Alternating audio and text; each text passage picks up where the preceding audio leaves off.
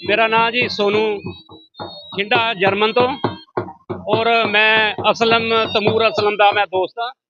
मैं तकरीबन इतने दूसरी बारी मैं इतने पाकिस्तान जा चुका बल्कि मेला इतने देखने ਨੂੰ बहुत बहुत प्यार मिलता सानू जी इतने आ गए। और साडा दिल करता ਅਸੀਂ बार-बार इतने आइए मेला देखने ਨੂੰ। और सारे लोगों के नाल मिल के सारे लोगों का मतलब कि बहुत सानू प्यार मिलता जी। ਤੇ ਬਾਕੀ असलम तमूर। हाँ जी मैं मेरा नाम सोनू आ जी। असीं जर्मन रहने आ।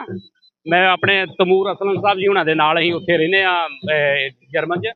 मेरा है जी मेला दूजी बार मैं आ चुका इस मेले ते।